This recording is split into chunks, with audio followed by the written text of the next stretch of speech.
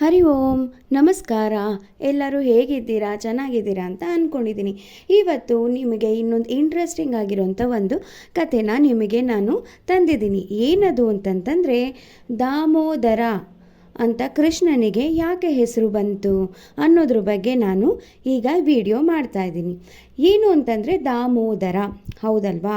ನಾವು ಯಾರು ಕರೆಯೋದಿದು ದಾಮೋದರ ಅಂತ? ಕೃಷ್ಣನಿಗೆ ಇದನ್ನು ನಾವು ದಾಮೋದರ ಅಂತ ಕರಿತೀವಿ.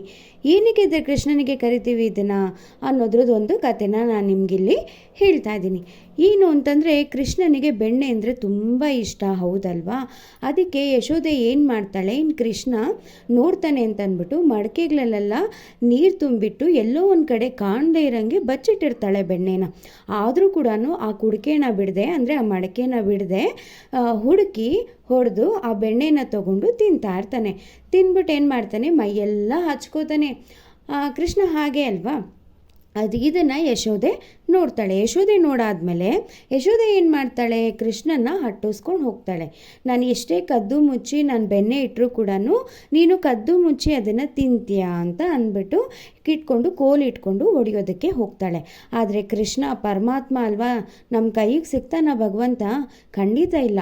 ಆದರೂ ಕೂಡ ಸುಮಾರು ಹೊತ್ತು ಆಟ ಆಡಿಸ್ತಾನೆ, ಸುಮಾರು ಹೊತ್ತು ಓಡ್ತಾನೆ ಕೃಷ್ಣನಿಂದ ಯಶೋದೇನು ಕೂಡ ಓಡ್ತಾ ಇರ್ತಾಳೆ. ಅವಳಿಗೆ ಓಡಿ ಏನಾಗುತ್ತೆ ಅಂದರೆ, ಬೆವ್ರ ನೀರು ತುಂಬ ಬಂದು ಸುಸ್ತಾಗಿ ಒಂದು ಕಡೆ ಕೂತ್ಕೊಂಡ್ಬಿಡ್ತಾಳೆ ಅವಳು.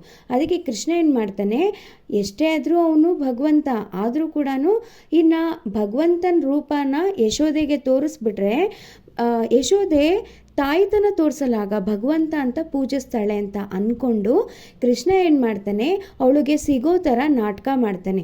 ಆಗ ಏನು ಮಾಡ್ತಾಳೆ ಯಶೋದೆ, ಅವನ್ನ ಹಿಡ್ಕೊಂಡು ಬಂದು ಕಟ್ಟಾಕ್ತಾಳೆ, ಹೌದಲ್ವಾ? ಹೇಗೆ ಕಟ್ಟಾಕ್ತಾಳೆ? ಧಾಮ ಅಂತಂತಂದರೆ ಹಗ್ಗ, ಆಮೇಲೆ ಉದರ ಅಂತಂದರೆ ಹೊಟ್ಟೆಗೆ ಹಗ್ಗ ಕಟ್ಟಿ ಕಟ್ಟಾಕ್ತಾಳೆ. ಹಾಗಾಗಿ ಅವನ ಹೆಸರು ದಾಮೋದರ ಅಂತ ನಾವು ಕೃಷ್ಣನಿಗೆ ಕರಿತೀವಿ.